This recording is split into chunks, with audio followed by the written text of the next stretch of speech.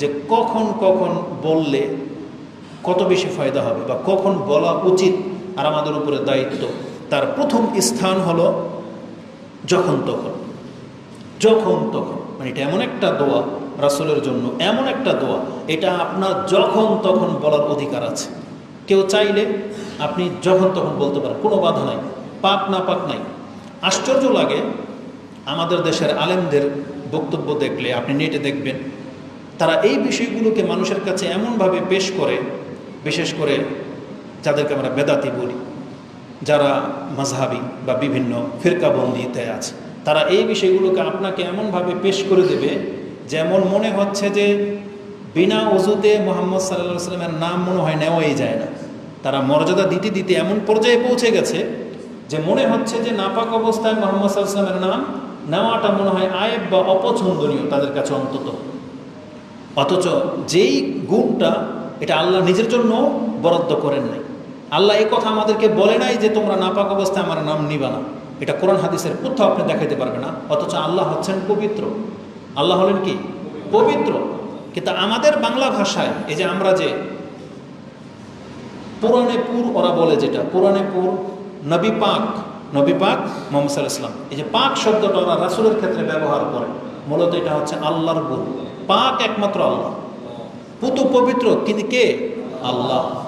আল্লাহ সুবহানাহু ওয়া তাআলা ত্রুটি মুক্ত। এই যে আপনি যে বলেন সুবহানাল্লাহ, সুবহানাল্লাহ মানে কি? আল্লাহ শুধু পবিত্র না, মানে আল্লাহ সমস্ত ত্রুটি থেকে মুক্ত, এটা হচ্ছে সুবহানাল্লাহ। মানে আল্লাহ সুবহানাহু ওয়া তাআলার কোনো ঘাটতি নেই, কিন্তু মানুষ হিসেবে আমাদের ঘাটতি হয়। এই জন্য আমাদেরকে পাক পবিত্রতার বিধান জারি করা হয়েছিল। তো মুহাম্মদুর রাসূলুল্লাহ সাল্লাল্লাহু আলাইহি ওয়াসাল্লাম, যেখানে আল্লাহর নাম বিনা ওযুতে নেওয়া যায়, সেখানে মুহাম্মদ সাল্লাল্লাহু আলাইহি ওয়াসাল্লামের উপর আপনি সালাত পড়বেন, এর কোনো ধরাবাঁধা নিয়মই নেই। ওই টপিকসই আপনি দেখবেন না যে মুহাম্মদ সাল্লাল্লাহু আলাইহি ওয়াসাল্লামের উপর দুরূদ পড়তে পবিত্রতা শর্ত কিনা, ওযু লাগে কিনা। ওই বক্তব্য যারা করবে এরা মূলত আপনাকে সঠিক আকীদা শিক্ষা দেবে না। তারা ঘুরিয়ে ফিরিয়ে তারা বলবে, দেখেন বলে যে জায়েজ, তবে ওযু করে নিয়ে বললে উত্তম, এভাবে বলবে। বলার দরকার নাই এটা, কারণ যেখানে মুহাম্মদ সাল্লাল্লাহু আলাইহি সাল্লাম তিনি নিজে আল্লাহকে স্মরণ করতেন যখন তখন। আর হাদিস ইমাম মুসলিম নিয়ে আসছেন পবিত্রতার অধ্যায়, আয়েশা রাদিয়াল্লাহু তাআলা আনহা তিনি বলেন, কানা রাসূলুল্লাহ সাল্লাল্লাহু আলাইহি ওয়াসাল্লাম ইয়াযকুরু রাব্বাহু আলা কুল্লি আহইয়ানি। মুহাম্মদ সাল্লাল্লাহু আলাইহি ওয়াসাল্লাম তিনি দিনের রাতের 24 ঘন্টার মধ্যে যখন খুশি তখন তিনি আল্লাহকে স্মরণ করতেন। পাক না পাক নাই, যখন তখন তিনি আল্লাহকে স্মরণ করতেন। তাহলে আল্লাহর জিকির করা যখন তখন, পাক না পাক সব অবস্থায় করা যায়। আর আপনি এই ফতোয়া দিবেন বা এই শিক্ষা দিবেন যে মুহাম্মদ সাল্লাল্লাহু আলাইহি ওয়াসাল্লামের উপরে দুরূদ পড়তে গেলে আপনার ওযু লাগে, এটা উত্তম, এটা একদম বাতিল কথা, এটার কোনো ভিত্তি পর্যন্ত নাই। তাহলে মুহাম্মদ সাল্লাল্লাহু আলাইহি ওয়াসাল্লামের উপরে আপনি সালাত সালাম যখন খুশি আপনি তখন পড়তে পারেন, কোনো বাধা নাই। যখনই আপনার মনে হবে, যখনই আজকের বক্তব্য আপনার ফিল হবে যে এত নেকি, আপনি তখনই বলবেন সাল্লাল্লাহু আলাইহি ওয়াসাল্লাম, আল্লাহুম্মা সাল্লি আলা মুহাম্মদ, আল্লাহুম্মা বারিক আলা মুহাম্মদ, এভাবে বলতে থাকবেন, কোনো বাধা নাই। তাহলে কি হবে? রাসূলুল্লাহ সাল্লাল্লাহু আলাইহি ওয়াসাল্লাম বলেছেন, ক্বালা ইন্না লিল্লাহি মালাইকাতান সাইয়াহিনা ফিল আরদ, নিশ্চয়ই আল্লাহর কিছু ফেরেশতা আল্লাহ নিযুক্ত করে রেখেছেন, এরা দুনিয়ার জমিনের মধ্যে ভ্রমণ করে বেড়ায়। এদের কাজ কি? ইউবাল্লিগুনি মিন উম্মতিস সালাম, আমার উম্মতের যে কোনো ব্যক্তি যেখান থেকে আমাকে সালাম দেয়, এই ফেরেশতাদের কাজ হলো সেই সালামটা আমার পর্যন্ত পৌঁছে দেয়। কি মনে করেন? তার মানে আজকে আমাদের হয়তো আগামীতে অনেকের ক্ষমতাই হবে না মক্কা মদিনায় যাওয়া, পরিস্থিতি এমন হয়ে যাচ্ছে, অনেক বেশি ব্যয়বহুল হয়ে যাচ্ছে। তারপরে এত বেশি মানুষের চাপ, আপনি হয়তো রাসূল ইসলামের কবরের পাশে দাঁড়াবেন, এই সুযোগটা হয়তো আগামীতে নাও পেতে পারেন। এই জন্যই না রাসূল ইসলাম বলেছেন যে এমন মানুষ আছে যারা এখানে আসাটা আকাঙ্ক্ষা করবে। এবার গিয়েই তো বুঝতে পেরেছি যে কতটা নিয়ম নীতিকে এত কঠিন করে ফেলা হয়েছে। আপনাকে সিরিয়াল ধরে ঢুকতে হবে, একটা সময় আসবে যে আপনাকে হয়তো পারমিশন ছাড়া ঢুকতেই দেওয়া হবে না। অথচ একটু আগে তকদির আজকে আমাদেরকে এত ছোট করে ফেলছে। অথচ একটু আগে ভিডিও ক্লিপের মধ্যে দেখলাম কাবা ঘরের ভিতর থেকে একটা ফ্যামিলি বের হচ্ছে, কোনো রাষ্ট্রের নেতা ফেতা হবে, নায়ক বা রাষ্ট্রের প্রেসিডেন্ট হবে, তার বউ মেয়ে সহ ভিতর থেকে বের হচ্ছে। তাহলে কাবা ঘরের ভিতরে পর্যন্ত আজকে নেতাগিরির মাধ্যমে ঢোকার পারমিশন আছে, কিন্তু এলমের ভিত্তিতে, আপনার সততার ভিত্তিতে ঢোকার সেখানে পারমিশন আপনাকে চিনবেই না কেউ। তাহলে পরিস্থিতি এমন হয়ে গেছে, আরও কঠিন হয়ে যাবে হয়তো। তো আল্লাহ সুবহানাহু ওয়া তাআলা আমাদের জন্য এই ব্যবস্থা করে রেখেছেন যে যেই ব্যক্তি রাসূলের সামনে এসে সালাম দেওয়ার ক্ষমতা রাখে না, ও যেখান থেকে দেখ আমার ফেরেশতারা এই সালাম রাসূলের কাছে পৌঁছে দেবে। এই ব্যবস্থা আল্লাহ করেছেন। এবং আপনি জেনে নিন, একটু পরে সেই হাদিস আসবে, আপনার নাম নিয়ে জানানো হয়, আপনার উম্মতের অমুকের ছেলে অমুক আপনাকে সালাম জানিয়েছে। এভাবে আছে ইনশাআল্লাহ। আল্লাহ সুবহানাহু ওয়া তাআলার অনেক বড় একটা অনুগ্রহ।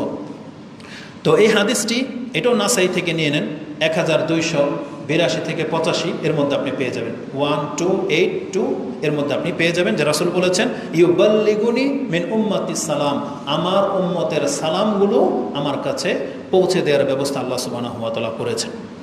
আমি কয়েকটা কিতাব পড়ে যেটা দেখেছি, তাতে তারা 15 থেকে 20টি জায়গা উল্লেখ করেছেন, ইবনুল কাইয়িম রাহিমাহুল্লাহ সহ। প্রায় কিতাবগুলো, ইমাম নববী রাহিমাহুল্লাহর একটা কিতাব পড়লাম, ইবনুল কাইয়িম রাহিমাহুল্লাহর একটা কিতাব পড়লাম, এবং আরও কিছু কিতাব আছে, নাসরুদ্দিন আলবানী রাহিমাহুল্লাহর একটা আছে, এবং দুরূদ সংক্রান্ত আরবিতে একটা কিতাব যেটা পড়ে দেখলাম, তারা সেখানে 15 থেকে 20টি জায়গা উল্লেখ করেছেন, যেই জায়গাগুলোতে রাসূলের উপরে সালাত এবং সালাম পাঠ করার ক্ষেত্র। তার একটা হলো, যেমন এখন বললাম, যখন তখন, নোট করেন, যেমন যখন তখন। দ্বিতীয় নাম্বারে আসবে যখনই রাসূলের নাম আসবে, সে যে বলুক আর আপনি শোনেন, দ্বিতীয় এটা, যখনই রাসূলের নাম আসবে। তৃতীয় হলো আজান শুনলে, আজানের পরেই আপনি, আজানের যে দোয়া আছে, দোয়ার আগেই আপনি রাসূল সাল্লাল্লাহু আলাইহি ওয়াসাল্লামের উপরে সালাত এবং সালাম পাঠ করবেন। চতুর্থ হলো মসজিদে আসতে, আপনি বাসা থেকে যখন মসজিদে আসেন, তখন আপনার দোয়ার মধ্যে রাসূলের উপরে দরুদ থাকবে। পঞ্চম হলো মসজিদে ঢোকার সময়, যে আপনি ঢুকতেই রাসূল সাল্লাল্লাহু আলাইহি ওয়াসাল্লামের উপরে সালাত সালাম পাঠ করবেন। ষষ্ঠ হচ্ছে নামাজে, আর এই ষষ্ঠটা হচ্ছে ফরজ, রুকুন, কারণ এখানে আপনি যদি রাসূলের উপরে সালাত সালাম না পড়েন, আপনি নামাজই হবেন। তাহলে 6 নম্বর হচ্ছে নামাজে। 7 নম্বর হচ্ছে জানাজার নামাজে। যারা জানাজার দোয়া জানেন তারা তো জানেন, প্রথম তাকবীরে সূরা ফাতিহা পড়া হয়, দ্বিতীয় তাকবীরের পরেই কি বলা হয়, রাসূলের উপরে দুরূদ পাঠ করা হয়, তাহলে জানাজার সালাতে। 8 নম্বরে আসবে জুমার দিন, এগুলো বিশেষ, যেমন আজকে এই জুমার দিন শুরু হয়েছে গত রাত থেকে, এই আজকের সন্ধ্যা পর্যন্ত যত বেশি পারেন সবচেয়ে বেশি দুরূদ পড়বেন। 8। 9 নম্বরে আসবে, এই যে আমি খুতবা দিচ্ছি, খুতবাতে কিন্তু আমি প্রথমে রাসূল সাল্লাল্লাহু আলাইহি ওয়াসাল্লামের উপরে সাল্লাল্লাহু আলাইহি ওয়াসাল্লাম পাঠ করেছি, এবং যে কোনো খুতবায়, একটা বৈঠকের খুতবা হোক, বিয়ের খুতবা হোক, যে কোনো খুতবার মধ্যে রাসূল সাল্লাল্লাহু আলাইহি ওয়াসাল্লামের উপরে সালাত এবং সালাম পাঠ করতে আপনি বাধ্য, এটাও ফরজের আওতায় পড়ে। তারপরে যে কোনো বৈঠকে 10 নম্বরে, এটা শুধু ইসলামিক বৈঠক না, বরং মুসলিমরা যে কোনো জায়গায়, আপনি জায়গা সম্পত্তি ভাগ করার জন্য বসছেন, হজে যাবেন না কোনো পিকনিকে যাবেন বা কোথাও যাবেন, যে কোনো কল্যাণকর কাজে যখন মুসলিমরা একসাথে বসে কোথাও, এমনকি ঘরের ভিতরেও যদি কোনো ফ্যামিলিগত সিদ্ধান্ত নেওয়ার জন্য বসেন, সেই মজলিসে আপনাকে রাসূল সাল্লামের উপরে সালাত এবং সালাম পাঠ করতে হবে, নাহলে এটা কিয়ামতের দিন আপনার জন্য আক্ষেপের কারণ হয়ে যাবে। প্রত্যেকটা দলিল আমি দেবো। তাহলে আমি 10 নম্বরে পেলাম। 11 নম্বর হলো ক্ষমা, ইস্তেগফার, বা আপনার বিশেষ যখন কোনো দোয়া করার প্রয়োজন হয়, আপনি একা যখন দোয়া করতে বসছেন, আপনি আল্লাহর প্রশংসা করবেন, রাসূল সাল্লাল্লাহু আলাইহি ওয়াসাল্লামের উপরে দরুদ পাঠ করবেন। এটা আপনার দোয়া কবুল হওয়ার সবচেয়ে বেশি গ্রহণযোগ্য জায়গা। হয় প্রথমে পড়েন অথবা শেষে পড়েন, যেমন আপনি আল্লাহর কাছে যেটা চেয়েছেন, এটা পড়ার পরে যখন আপনি দোয়া শেষ করে দিবেন, তখন একবার রাসূল সাল্লাল্লাহু আলাইহি ওয়াসাল্লামের উপরে সালাত সালাম পাঠ করে নেন। এটা হচ্ছে 11 নম্বর। 12 নম্বর হলো রাসূল সাল্লামের কবরের কাছে গেলে, মদিনাতে যারা যাবেন জিয়ারত করতে, তারা রাসূল সাল্লামের কবরের সামনে দাঁড়িয়ে তাকে সালাত এবং সালাম পেশ করবেন। এটা হচ্ছে 12 নম্বর ক্ষেত্র। 13 নম্বর হলো যখন কোনো ব্যক্তি দুশ্চিন্তাগ্রস্ত হয়, আপনি ব্যথিত আছেন, কষ্ট ফিল হচ্ছে, আপনার রাসূল সাল্লামের উপরে সালাত এবং সালাম পাঠ করেন। 14 হলো সাফা মারওয়া যখন সাই করা শুরু হয়, তাহলে শুরুতেই কাবাঘর দেখে আল্লাহর তাকবীর যখন পাঠ করা হয়, ওই সময় রাসূল সাল্লামের উপরে সালাত সালাম পাঠ করার কথা পেলাম। 15 নম্বরে পেলাম সকাল সন্ধ্যায়। কেন এটা আমি সবার শেষে উল্লেখ করলাম, কারণ এই যে সাফা মারওয়া সাই করার সময় রাসূলের উপরে দুরূদ পড়ে, এটা রাসূল থেকে তো প্রমাণ নাই, তবে এটা আবু বকর সিদ্দিক অথবা ওমর রাদিয়াল্লাহু তাআলা আনহু থেকে প্রমাণ রয়েছে। তারপরে মসজিদে আসতে দুরূদ পড়ার কথা যেটা বলেছে, এটা আলী রাদিয়াল্লাহু তাআলা আনহু থেকে তিনি আদেশ করেছে যে তোমরা এটা করো। আর সকাল সন্ধ্যার যেটা, এই হাদিসটার মধ্যে একটু দুর্বলতা আছে, এই জন্য এটাকে সবার শেষে উল্লেখ করলাম। তো আমার কাছে এই 15টা জায়গা হলো বিশেষ জায়গা যেগুলোর প্রমাণ পাওয়া যায়। তার মধ্যে 12টা জায়গা সহিহ হাদিস দিয়ে প্রমাণিত, বাকি 3টা 2টা সাহাবীদের আসার থেকে প্রমাণিত, আর 2-3টা আছে যেগুলো জয়ীফ হাদিস দিয়ে প্রমাণিত। তবে জয়ীফ হাদিসগুলো আমি আপনার কাছে উল্লেখ করব না। সেটা কি? তার মধ্যে একটা হলো এই যে ঈদের সালাতের মধ্যে রাসূলের উপরে সালাত এবং সালাম পাঠ করার কথা রয়েছে, যেটা আব্দুল্লাহ ইবনে মাসউদ রাদিয়াল্লাহু তাআলা করতেন, যে আল্লাহু আকবার, আমরা 7টা তাকবীর দিই না, তার মধ্যে 4টা-5টা তাকবীরের কথা তার থেকে প্রমাণ আছে। এই আল্লাহু আকবার বলার পরে আল্লাহুম্মা সাল্লি আলা মুহাম্মদ, মানে তার উপরে সালাত পাঠ করার কথা আছে, আবার তাকবীর, এইভাবে একটা বর্ণনায় আসছে, যেটা আমাদের অভ্যাস নাই বা আমাদের কোনো সালাফরা এইভাবে আমাদেরকে শেখায় না, এই জন্য এই পয়েন্টটাকে আমি উল্লেখ করলাম না। তো এইভাবে তারা 20টা পয়েন্ট উল্লেখ করেছেন। মৌলিক যে পয়েন্টগুলো যেগুলো সহিহ হাদিস দিয়ে প্রমাণ করা সম্ভব, এমন 10টা আজকে আমি আপনার কাছে উল্লেখ করব। তার প্রথমটা উল্লেখ করেছি কি? যখন তখন কি করবেন? যখন তখন রাসূল সাল্লাল্লাহু আলাইহি ওয়াসাল্লামের উপর আপনি সালাত পাঠ করবেন, এটা হচ্ছে প্রথম। এবার 2 নাম্বার থেকে আসি, সেটা কি? রাসূলুল্লাহ সাল্লাল্লাহু আলাইহি ওয়াসাল্লামের নাম আসলেই আপনি সালাত এবং সালাম পাঠ করবেন। এই মর্মে রাসূল সাল্লাল্লাহু থেকে যেটা পাওয়া যায়, রাসূল সাল্লাল্লাহু বলেছেন যে আল বখিল আল্লাজি মান যুকিরতু ইনদাহু ফালাম ইউসাল্লি আলাই, ওই ব্যক্তি হচ্ছে কৃপণ। আরেক বর্ণনায় ইন্নামাল বখিল, নিশ্চয়ই সেই সবচেয়ে বড় কৃপণ কে? যার কাছে আমার নাম উচ্চারণ করা হলো অথচ আমার উপরে সালাত পাঠ করা হলো না, সে আমার উপরে দুরূদ পড়লো না, তাহলে এই ব্যক্তি হচ্ছে কৃপণ। তাহলে এটা একটা বদগুণ, রাসূলের বদ চরিত্রের দিকে আপনাকে তিরস্কার করেছেন। আর শুধু তিরস্কার করেই ক্ষান্ত হয়েন না, বরং এখানে জাহান্নামে যাওয়ারও কথা রয়েছে। আপনারা প্রত্যেকে সেই হাদিস জানেন, যেটা রমজান মাসে সবচেয়ে বেশি ব্যবহার করা হয়, যে রাসূল সাল্লাল্লাহু আলাইহি ওয়াসাল্লাম মিম্বরে যখন উঠতেছিলেন বললেন আমিন আমিন আমিন, 3বার করে বললেন। তার মধ্যে কি আছে? জিবরিল আলাইহিস সালাম এসে মুহাম্মদ সাল্লাল্লাহু আলাইহি ওয়াসাল্লামকে বললেন আপনি আমিন বলেন। কেন? যে যারা পিতামাতাকে জীবদ্দশায় পেল, 2জনকে অথবা 1জনকে, যদি এই পিতামাতার খেদমত করে যদি ও জান্নাতি না হতে পারে, তাহলে জাহান্নামে যাবে। রাসূল বলছে আমিন। আরেকটা হলো কি? যে ওই ব্যক্তি ধ্বংস হোক রাগিমা আনফু রাজুলিন যুকিরতু ইনদাহু ফালাম ইউসাল্লি আলাই, যার সামনে আমার নাম উচ্চারণ করা হলো অথচ সাল্লাল্লাহু আলাইহি ওয়াসাল্লাম বলল না। জিবরিল বলতেছেন এই ব্যক্তি ধ্বংস হবে, আপনি আমিন বলেন। রাসূল বলছে হ্যাঁ আমিন। এবং ওই হাদিসটার মধ্যে জাহান্নামে যাওয়ার কথা রয়েছে, ফাদাখালান নারা ফাআবাদাহুল্লাহু কুল আমিন ফাকুলতু আমিন, আপনার উপরে যে ব্যক্তি দুরূদ পড়বে না এ জাহান্নামে যাবে এবং আল্লাহকে হালাক করুক, আপনি আমিন বলেন। রাসূল বলছে আমিন। এই হাদিসগুলো কোথায় পাবেন? আপনি হাদিসটি পেয়ে যাবেন তিরমিজিতে 35-45, 3545, এবং সহিহ ইবনে হিব্বানে জাহান্নামের কথা আছে, যেটা 907 নম্বর আপনি পেয়ে যাবেন। তাহলে আমরা এখানে 2 নম্বরে পেলাম যে রাসূলুল্লাহ সাল্লাল্লাহু আলাইহি ওয়াসাল্লামের নাম আসলেই আপনি কি করবেন? দুরূদ পাঠ করবেন। 3 নম্বর পয়েন্ট খুব দ্রুত বলে দিই, সময় যেতে চলে যাচ্ছে। 3 নম্বর জায়গা হচ্ছে সালাত, নামাজে। নামাজের মধ্যে আপনি সালাত করতে বাধ্য, দুরূদ ছাড়া নামাজ হয় না। এখন কেউ যদি নামাজে দুরূদ পড়ে তার মর্যাদাটা কি সেটা একটু উল্লেখ করি।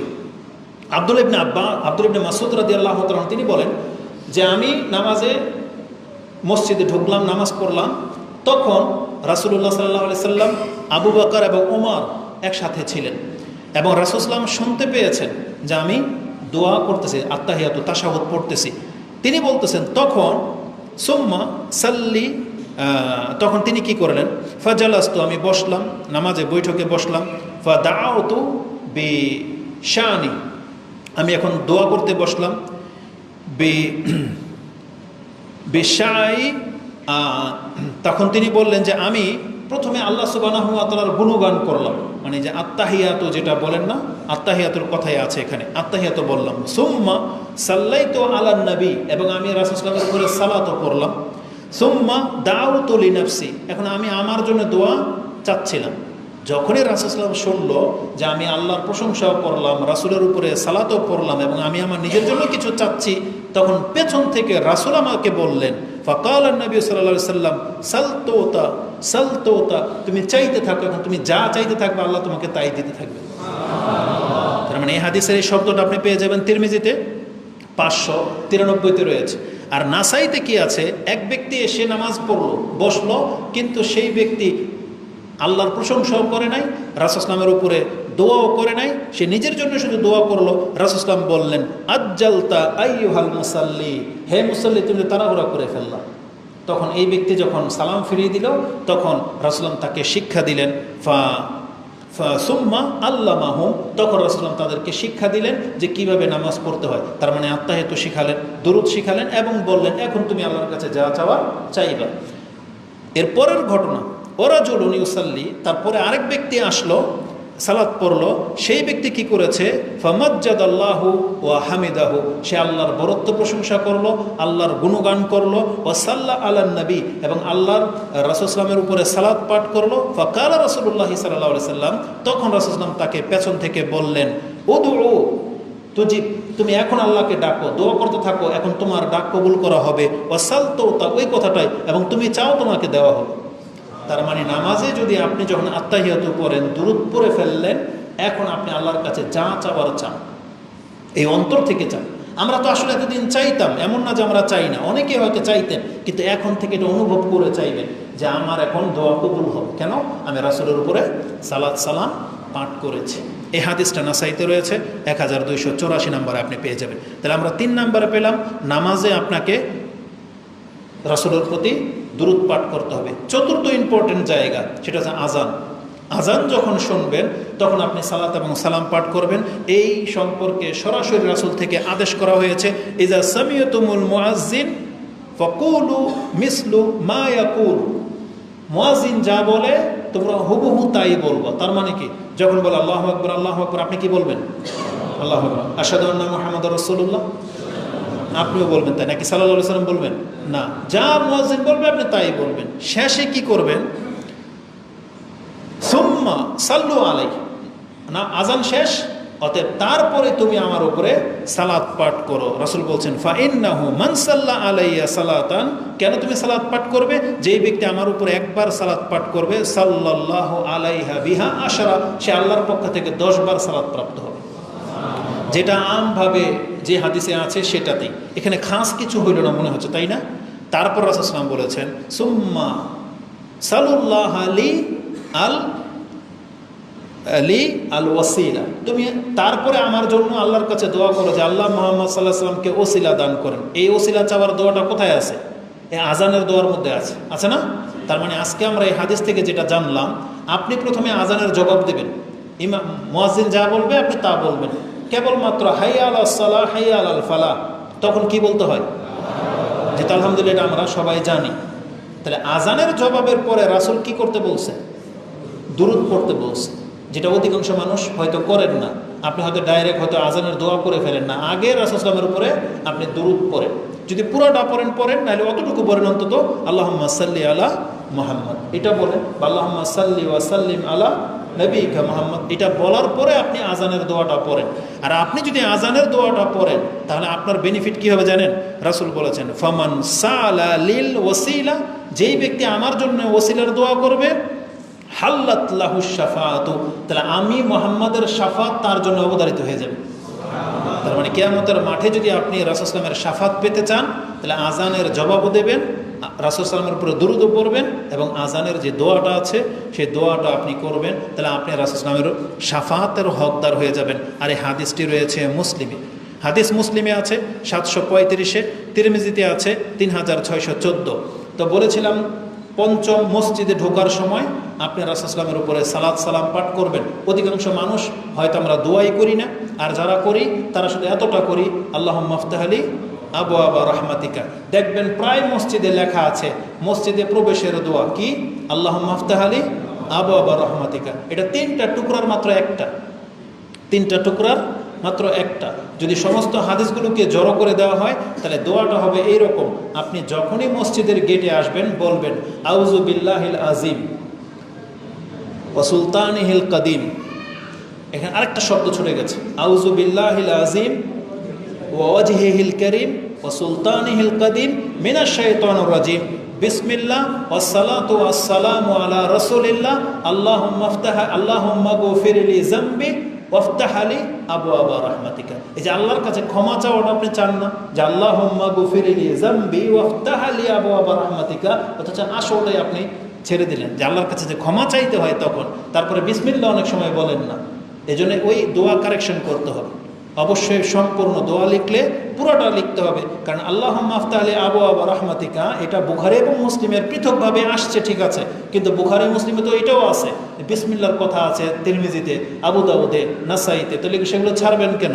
এই জন্য বিসমিল্লাহও আপনি রাখবেন। তাহলে এখানে আমরা পেলাম যে মসজিদে প্রবেশ করার পূর্বে আসসালাতু ওয়াসসালামু আলা রাসূলিল্লাহ এই শব্দটা আপনার পড়ার কথা রয়েছে। যে হাদিস আপনি তিরমিজিতে 314, মুসনাদে আহমদে 26,416, ইবনে মাজাতে হাদিসটি 771 রয়েছে, এটা 5 নম্বরে। এখন যদি প্রত্যেকটা কথার দলিল দিয়ে দিই তো অনেক সময় লেগে যাবে। 6 নম্বর হচ্ছে জুমার দিন, এটা দলিল আপনারা জানেন, জুমার দিন গেল 6 নম্বর। 7 নম্বর হচ্ছে রাসূল সাল্লাল্লাহু আলাইহি ওয়াসাল্লামের কবরের পাশে গেলে, এটা বলে দিই। রাসূল সাল্লাল্লাহু আলাইহি ওয়াসাল্লাম বলেছেন, ক্বালা লা তাজআলু বুয়ুতাকুম কুবুরা, তোমরা তোমাদের ঘরগুলোকে কবরস্থানে পরিবর্তন করে দিও না। কেন? কবরস্থানে কি হয়? কবরস্থানে একটা মুর্দা শুয়ে আছে, আল্লাহর নাম নেয় না। তাহলে আমাদের ঘরগুলো যেন এমন না হয় যে আপনি 24 ঘন্টা ঘরে পার করে দিলেন, অথচ একবার আল্লাহর নাম নিলেন না, একটু কোরআন পড়লেন না, 2 রাকাত নামাজ পড়লেন না, রাসূল সাল্লাল্লাহু উপরে সালাত সালাম পড়লেন না, এক কথায় কোরআন হাদিসের কোনো কিছু আপনার ঘরে চর্চা হলো না। এটা হলো ঘরকে কবরস্থান বানিয়ে দেওয়ার মতো। এই জন্য আমাদের মা বোনরা যারা আছেন তারা শুধু পাক শাকার পোলাপান বাচ্চা কাচ্চা নিয়ে ব্যস্ত থাকবেন না, বরং আপনার দ্বারা ঘর আবাদ করতে হবে। আমরা পুরুষরা যেমন মসজিদ আবাদ করি, আমাদের মা বোনদেরকে এবং আমাদেরকেও বলা হয়েছে তুমি ঘরের জন্য কিছু নামাজ রেখে দাও। এই জন্য নিয়ম হলো আপনি ফরজ পড়বেন মসজিদে, সুন্নত পড়বেন কোথায়? ঘরে। এটা হচ্ছে আদব। তাহলে আপনার ঘরেও বরকত হবে। এই যে রাসূল বলেছেন লা তাজআলু বুয়ুতাকুম কুবুরা, তোমরা তোমাদের ঘরগুলোকে কবরস্থানে পরিবর্তন করে দিও না। আর আমার কবরকে কি করো না? রাসূল বলেছেন ওয়ালা তাজআলু কবরি ঈদান, আর আমার কবরকে তোমরা উৎসবের আড্ডাখানা বানাই দিও না। এটা রাসূল জীবন্ত দশায় নিষেধ করে গেছে যে আমার কবরকে ঈদের, ঈদ মানে কি? ঈদ মানে আনন্দ না? আমার কবরকে তুমি উৎসবের স্থানে পরিবর্তন করে দিও না। এটা রাসূল জীবদ্দশায় নিষেধ করে গেছে। তারপরে কেন তিনি বললেন এই কথা? ওয়াসাল্লু আলাইয়া, আর আমার উপরে সালাত পাঠ করো। ফা ইন্না সালাতাকুম তাবলুগুনি হাইসু কুনতুম, তোমরা আমার উপরে শুধু সালাত পাঠ করবে, আর তুমি তোমার সালাত যেখান থেকেই পেশ করো না কেন আমার কাছে তা পৌঁছে দেওয়া হয়। বুঝছেন? এটা রাসূল আমাদেরকে জানিয়েছেন। তাহলে এই হাদিসটা আপনি আবু দাউদ থেকে নিয়ে নেন 2042। তাহলে এখানে রাসূলের কবরের পাশে গিয়ে সালাম সালাত দিতে হয় এ কথা উল্লেখ নাই, কিন্তু আমি কেন বললাম? কারণ ইমাম আবু দাউদ রাহিমাহুল্লাহ এই হাদিসটি কবর জিয়ারতের অধ্যায় এনেছেন। কবর জিয়ারতের অধ্যায় এনেছেন, হজের অধ্যায়, যে রাসূল ইসলামের কবরের জিয়ারত করতে যখন আপনি যাবেন তার মানে সেখানে আপনি সালাত এবং সালাম পেশ করবেন। তো রাসূল মুসনাদ আহমদের ভাষা হলো এরকম, লা তাত্তাখিজু কবরি ঈদান, তোমরা আমার কবরকে উৎসবের স্থানে রূপান্তর করে নিও না, ওটাকে উৎসবের জায়গা হিসেবে গ্রহণ করো না। রাসূল নিষেধ করেছেন ও ঈদান ও হাইসুমা কুনতুম ফাসাল্লু আলাই, তোমরা যেখানে থাকো না কেন আমার উপরে তোমরা সালাম পেশ করো। এটা মুসনাদে আহমদের শব্দ রয়েছে। মা মিন আহাদিন ইউসাল্লিমু আলাইয়া ইল্লা রাদ্দাল্লাহু আলাইহি রূহ, এই সম্পর্কে 2-3টা হাদিস আছে, খুব কঠিন, এটা স্মরণ করিয়ে দিই কারণ আমাদের সমাজে এগুলোই বেশি প্রচলন ঘটে। এই যে যতগুলো হাদিস আমি বলেছি দেখবেন যে এরা এগুলো বলে না, এরা বুখারী, মুসলিম, আবু দাউদ, তিরমিজি এইসব হাদিস বলবে না। এমন এমন কিতাব থেকে আপনার কাছে হাদিস পেশ করবে যেটা সহিহ না জয়ীফ, এটা খুঁজতে গেলে আপনার দিন পার হয়ে চলে যাবে। ওই ইমাম দাইলামি, তারপরে ইমাম বাইহাকির কিছু দুর্লভ কিতাব আছে, মানে গরিব, যেগুলো খুব সেন্সিটিভ কথা আছে, যেই কিতাবের মধ্যে জাল কথা পর্যন্ত আছে, সেখান থেকে তারা হাদিস পেশ করে দেয়। তো ওইটার মানে কিভাবে আপনি বুঝবেন? একটা হাদিস নিয়ে নেন। রাসূল বলেছেন মা মিন আহাদিন ইউসাল্লিমু আলাইয়া, যে কোনো ব্যক্তি যখন আমার উপরে সালাম বলে যে আল্লাহুম্মা সাল্লি ওয়া সাল্লিম আলা নবিকা মুহাম্মদ বা আসসালামু আলাইকা ইয়া রাসূলুল্লাহ, এটা যদি বলে ইল্লা রাদ্দাল্লাহু আলাইয়া রূহ, তখন আল্লাহ আমাকে রূহ ফিরিয়ে দেন, মানে আল্লাহ রাসূল সাল্লামের দেহে রূহ ফিরিয়ে দেন, হাত্তা আরুদ্দা আলাইহিস সালাম, যাতে করে আমি ওই ব্যক্তির সালামের জবাব দিতে পারি। তার মানে তার উম্মতের যে কোনো ব্যক্তি যেখান থেকে সালাম দেখ, আল্লাহ একটা বর্ণনা আসছে তার রূহ ফেরত দেওয়া হয়, আর ফেরেশতারাও এসে তাকে জানায় যে অমুক ব্যক্তি আপনাকে সালাম দিয়েছে। তার রূহ যদি দেওয়া না হয় জবাব কেমনে দেবে? তাই জন্য আল্লাহ সুবহানাহু ওয়া তাআলা রাসূল সাল্লামের রূহকে ফেরত দিয়ে দেন, তখন তিনি সালামের জবাব নেন। বিষয়টা হলো বারজাখে, কবরের জীবনে যেখানে রাসূল আছেন, সেটা আমাদের দুনিয়ার সাথে মিলবে না। কারণ সেখানকার এক মুহূর্ত আমাদের পৃথিবীর কয়েক শত বছর, হয়তো হাজার বছর পার হয়ে চলে যাবে। তো এতটা ব্যাপার। এই হাদিসটা সহিহ বিদায় আমি আপনার কাছে পেশ করলাম, যেটা ইমাম আবু দাউদ কোট করেছেন। নাসিরুদ্দিন আলবানী এটাকে হাসান সহিহ বলেছেন। আরও কিছু হাদিস আছে যে কোনো ব্যক্তি যদি আমার কবরের পাশে এসে আমাকে সালাম দেয়, তখন আমি তার সালামের আমি শুনতে পাই এবং সালামের জবাব দেই। এই হাদিস অত্যন্ত দুর্বল, বরং নাসিরুদ্দিন আলবানী কোনো বর্ণনায় বলেছেন এটা হচ্ছে জাল হাদিস, যে রাসূল সাল্লামের কবরের পাশে এসে যদি কোনো ব্যক্তি সালাম দেয়, রাসূল বলতেছেন আমি শুনতেও পাই এবং জবাবও দিই। এই হাদিস মওযু, মানে জাল হাদিস। সহিহ কোনটা? এতটা, যেটা আপনি রাসূল সাল্লামের কবরের পাশে গিয়ে দিলে এমনটা হয় তা না, মানে আপনি যেখান থেকেই দেন না কেন, আল্লাহ রাসূল সাল্লামের কাছে সেই সালাম পৌঁছে দেওয়ার ব্যবস্থা করেছেন। রাসূলকে শোনানো হয়, রাসূল জবাবও দেয়। কিন্তু পার্থক্য কি দুই কথার মধ্যে? একটা হলো খাস, একটা হলো আম। যখন কোনো সাধারণ একটা কথাকে আপনি খাস জায়গায় লাগাই দিবেন, তখন আপনার মধ্যে সেই শিক্ষা চলে আসবে। আপনার কাছে এই যে এখান থেকে সালাত সালাম দিলে অতটা ফিল আসবে না, যতটা ফিল রাসূল সাল্লামের কবরের পাশে গিয়ে আপনি দিবেন। এই জন্য হুড়োহুড়ি পারাপারি ওখানে গিয়ে করে মনে হচ্ছে যে রাসূল তার কথা শুনতে পায় এবং এখনও জবাব তাকে দিবে। এই বদাকিদা তখন তৈরি হবে। এই জন্য এটা আপনার মাথা থেকে সরিয়ে ফেলেন। সেখানে শুধু রাসূলের কবরের পাশে গেলে যে এটা হবে তা না, বরং আপনি এখান থেকে সালাত সালাম পাঠান। একই আচরণ আল্লাহ সুবহানাহু ওয়া তাআলা তার সাথে করেন। ফেরেশতারা সেই সালাম বয়ে নিয়ে চলে যায় এবং রাসূল সাল্লামের আত্মা ফেরত দেওয়া হয় এবং তিনি তার জবাব দেন। এটা এখান থেকে। এজন্য কিছু ভুল শিক্ষার কারণে কিছু ভুল আমল তৈরি হয়। এই যে যারা হজে যাচ্ছে, আপনাদের গ্রামের অধিকাংশ মানুষই হয়তো এটা হাজিদেরকে বলেন যে আমার সালামটা রাসূল সাল্লামের রওজায় পৌঁছে দিন। এটা বলে কিনা? এটা আমাদের সমাজে এটা প্রচলন ঘটে গেছে। বরং এটা হুজুরদের একটা ধান্দার জায়গা হয়ে গেছে, জানেন? ওই যারা হুজুর, তাদেরকে এসে কিছু হাদিয়া ধরাই দেয়, হুজুর আমার সালামটা রাসূল সাল্লামের কবরে পৌঁছে দিন। এবং হুজুরও নিজেও নেয় যে কারা কারা আসেন ভিজিট করবেন, আমি আপনাদের সালাম রাসূল সাল্লামের কাছে পৌঁছে দিই। এই দায়িত্ব আল্লাহ আমাদের কোনো হুজুরের জন্য বাকি রাখে নাই। এই দায়িত্ব আল্লাহ কাকে দিয়েছেন? ফেরেশতাদেরকে। যে ফেরেশতার টাকাও লাগে না, কিছুই লাগে না, বরং আমানতদার সেই ফেরেশতারা অবশ্যই আপনার সালাম, আর ফেরেশতারা বয়ে নিতে গেলে 4 মাস 5 মাস বা 5-10 দিন লাগবে না। এখন দিয়েছেন, এখন চলে যাবে। কি মনে করেন? অতএব এই শিক্ষাগুলো আমাদেরকে নিতে হবে। তাহলে যতগুলো কথা বলেছি প্রত্যেকটার দলিল আমার কাছে আছে, কিন্তু বলতে গেলে অনেক সময় লেগে যাবে। যদি দু একটা মানে কি বলবো আসলে, কারণ এগুলো তো নেটে যাবে, তো আর দলিল ছাড়া আমরা কথা বলি না। মাত্র 6টা বলছি, আরও 6 আর 4টা, আরও প্রায় 8টা বাকি আছে। তো যাই হোক, যে কোনো বৈঠকে আপনি রাসূলের প্রতি দুরূদ পড়বেন। যদি না পড়েন আর বৈঠক শেষ করে দেন, কি হবে জানেন? রাসূল বলেছেন হাসরাতুন ও নাদামাতুন, কিয়ামতের মাঠে এটা আপনার জন্য আক্ষেপ এবং পরিতাপের বিষয় হবে। হাদিসের শব্দটা হচ্ছে তিরাতান। তিরাতান এর ব্যাখ্যাটা যারা করেছে, আমি ওটা শব্দটা বলে দিয়েছি। সেটা কি? হাসরাতান আর নাদামাতান, মানে আপনার অত্যন্ত আক্ষেপ হবে কিয়ামতের মাঠে যে ওই বৈঠকে আমি রাসূল সাল্লামের উপরে সালাত এবং সালাম পাঠ কেন করলাম না। এটা আপনার জন্য আক্ষেপ হবে এবং আপনি শাস্তিও পেতে পারেন। এটা এমনটা ইঙ্গিত রয়েছে। দুশ্চিন্তা এবং বিপদগ্রস্ত অবস্থায় যে বলেছিলাম আপনি রাসূল সাল্লামের উপরে দুরূদ পাঠ করবেন, একজন সাহাবী বলতেছেন, ইয়া রাসূলুল্লাহ, আমি যখন দোয়া করি কতটা আপনার উপরে আমি সালাত পাঠ করবো? যদি 1 ঘন্টার দোয়া হয়, কতটা পড়লে আমার জন্য কল্যাণকর? আমি যদি 1 ঘন্টার দোয়াকে 20 মিনিট করে 3 ভাগ করি, শুধু 20 মিনিট আমি শুধু আপনার উপরে দুরূদ পাঠ করব। রাসূল বলছে ভালো, তবে যদি বেশি পারো আরও ভালো। সে সাহাবী বলছে তাহলে অর্ধেক। বলছে আরও ভালো।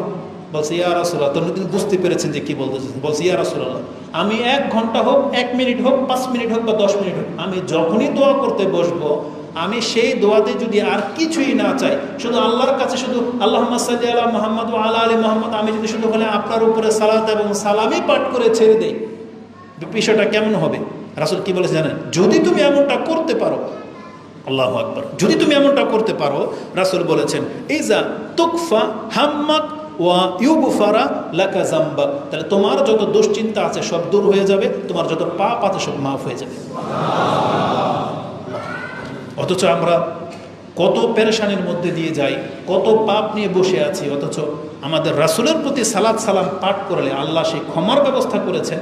সেটা আমরা গ্রহণ করতেছি না। আমাদের প্রত্যেকের সেটা করা উচিত। আমাদেরকে এতটা গাফেল থাকলে হবে না, যেটা আল্লাহ সুবহানাহু ওয়া তাআলা এত ফ্যাসিলিটির ব্যবস্থা আমাদেরকে করে দিয়েছেন রাসূল সাল্লাল্লাহু আলাইহি ওয়াসাল্লামের মাধ্যমে, যেটা অন্য কোনো নবীর উম্মতরা হয়তো পায়নি, যেটা আমরা পেয়েছি।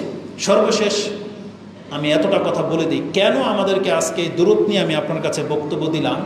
কারণ আমাদের সালাফদের সম্পর্কে, আমাদের সম্পর্কে কবর মাজার পূজারীরা, এই মাযহাবিরা, বাতিলরা, তারা আপনাকে মিথ্যা ছড়ায় যে আমরা নাকি দুরূদ পড়ি না, আমরা নাকি রাসূল সাল্লাল্লাহু আলাইহি ওয়াসাল্লামের সম্মান করি না, এরা নাকি দুরূদ পড়ে, এরা নাকি মিলাদ পড়ে। অথচ আমাদের সালাফরা আমাদেরকে শিক্ষা দিয়েছেন যে এতগুলো ক্ষেত্র আছে, তোমরা এই সময়গুলোতে একেবারে স্মরণ রেখে অন্তর থেকে তোমরা রাসূল সাল্লাল্লাহু আলাইহি ওয়াসাল্লামের উপরে সালাত সালাম পাঠ করবে, যেটা বেদাতীরা আপনাদেরকে কোনোদিন শিক্ষা দিতে পারবে না। এরা আপনাদেরকে কি শিক্ষা দেবে? এরা বলে না যে রাসূল সাল্লাল্লাহু আলাইহি ওয়াসাল্লামের নাম নিলে সাল্লাল্লাহু আলাইহি ওয়াসাল্লাম বলতে হয়, এটা ইদানিং হয়তো বলে, কিন্তু বিংশ শতাব্দীতে আপনি এই 1400 বছরের মধ্যে এদের কিতাব খোলেন, তেমন কিছু আপনি পাবেন না। এরা আপনাকে শিখায় কি? যে রাসূলের নাম নিলে এগুলো করে না। আজান শুনলে একটা দলিল দিতে পারবে? একটা দলিল দিতে পারবে না। বরং যে বললাম ইমাম দাইলামি, তারপরে ইমাম বাইহাকির কিছু দুর্লভ কিতাব আছে, সেখানে আবু বকর রাদিয়াল্লাহু তাআলা আনহু থেকে একটা রিওয়ায়াত পেশ করা হয় যে আবু বকর রাদিয়াল্লাহু তাআলা আনহু নাকি এমনটা করতেন, কিন্তু কোনো ভিত্তি পর্যন্ত, এর দলিলের কোনো আতাপাতাই নেই, শুধু লেখা আছে বাস। এমনটা হচ্ছে তাদের শিক্ষার ব্যবস্থা। মানে যে কাজগুলোর সাথে কোরআন হাদিসের সম্পর্ক আছে তারা ওইভাবে আপনাকে শেখায় না। যেগুলিতে মজা লাগা আছে, যেগুলোতে আমি এমন হাদিস পেয়েছি যে বললাম না যে আমাদের ইমামরাই 20টা জায়গা উল্লেখ করেছেন, বাকি 8টা কেন আমি আপনার কাছে উল্লেখ করলাম না? কারণ প্রত্যেকটার দলিল খুঁজেছি, তারা নিজেরাই বলছে এ হাদিস দুর্বল, এ হাদিস জাল। তাহলে জাল আর দুর্বল হাদিসের ভিত্তিতে আমাদের আমল আমরা করতে শিখি নাই, এই জন্য ওটাও আমি আপনাদেরকে শেখাবো না। বরং এখানে প্রায় 12 থেকে 13টা জায়গা আছে যেগুলো হাদিস দিয়ে প্রমাণ করা সম্ভব। তাহলে এটা আমরা করলে কিন্তু অনেক কিছু। একবার রিপিট করে দেব, স্মরণে আছে আপনাদের? যখন তখন, যেহেতু এটা শিক্ষা, শুধু খুতবাই না, এটা শিক্ষা, আপনি কিন্তু শিখতে হবে। রাসূল সাল্লাল্লাহু উপরে সালাত সালাম পাঠ করবেন কখন? যখন তখন। দ্বিতীয় গুরুত্ব পাবে কখন? যখন তার নাম আসবে। যখনই রাসূলের নাম নিবেন এবং শুনবেন, তখন কি বলবেন? সাল্লাল্লাহু আলাইহি ওয়াসাল্লাম।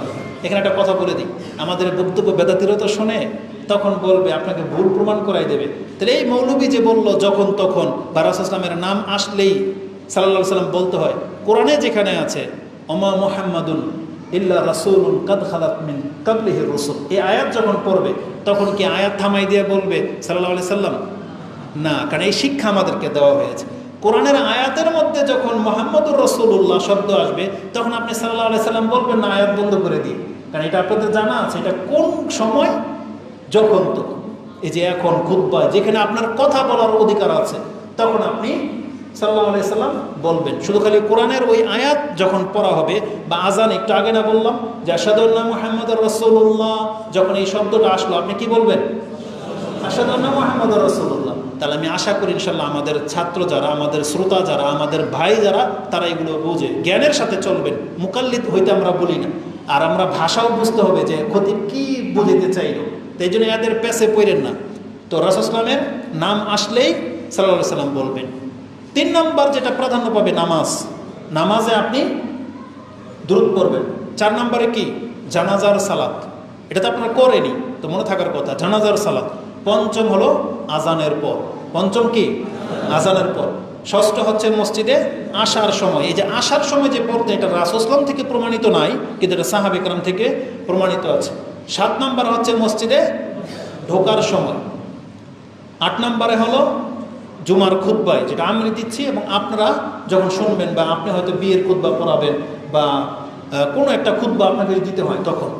9 নম্বরে হবে যে কোনো বৈঠকে, সেটা পারিবারিক সিদ্ধান্ত হোক, বন্ধু বান্ধব নিয়ে এক জায়গায় বসছেন, এমনকি স্কুল কলেজের মধ্যে শিক্ষক যখন ছাত্রদেরকে শিক্ষা দেবে, ছাত্রদের শিক্ষকদের ওই ক্লাস শেষ হয়ে গেলে উচিত রাসূল সাল্লাল্লাহু উপরে সালাত পাঠ করা।